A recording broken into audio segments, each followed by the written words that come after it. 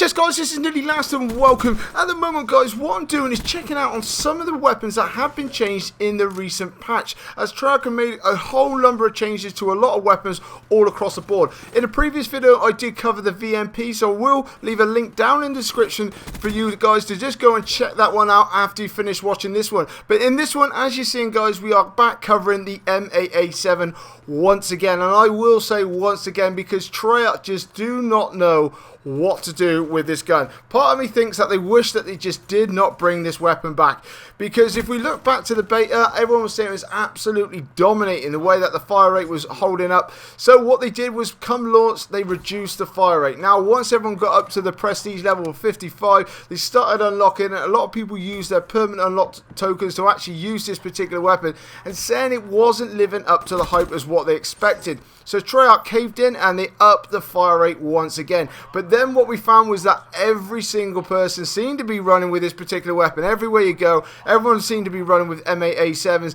because a lot of people are trying to control these long lines of sight, especially due to the flinch. So it's the first person in ADS was pretty much going to win the battle. And with the fire rate of this M8A7, it was absolutely dominating. It really was. So what they've done once again is they have nerfed the fire rate back once again. Yes, you do notice the fire rate is a lot slower. There is no doubt about that whatsoever. But can this particular weapon still dominate? There is no doubt about it, especially in open areas like this. When you're out and about in open areas, as long as you're covering your sights, you know where their enemies are coming from, and you're getting those shots on target, you will destroy people very easily. The fire rate is not that slow, so you can't get multiple shots off. It's only when that people are tending to get into closer quarters. But like once you're out into these longer lines of sight, this weapon is still just as dominating as what it was before. And for me, because it's a burst weapon, it should be inaccurate, and you should be rewarded for being on target. So if you're getting all 4 bullets on target straight away, you should be able to put people down with a 1 or 2 bursts straight away.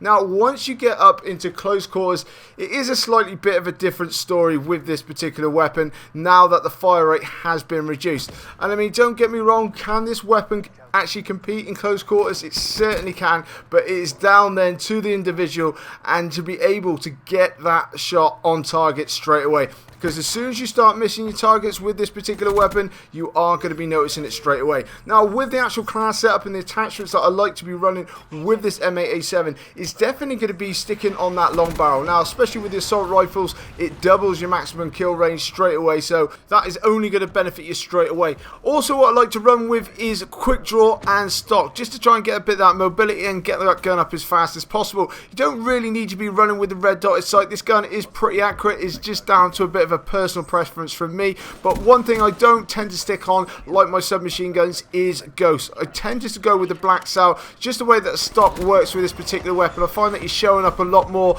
than what you need to be, so I find that you're better off just shooting it out the sky and running with flak jacket instead, then fast hands and also awareness, just to be able to hear where all these particular players are coming from. But like I say guys, this has been nerfed once again with the fire rate. It does make a bit of a difference, but does it hamper it too much? Not in particular. It's just more in close quarters that it will set you back. But anyway guys, let me know how you're getting on with it. If you have used it since post launch, it'd be very interesting to hear what your views are on this particular weapon now. But coming up on my screen now is my subscribe button. Make sure you're jumping on that, and guys, if you could drop a like on this video and support my channel, it'd be even better. This is Nearly Last, and I'll catch you later.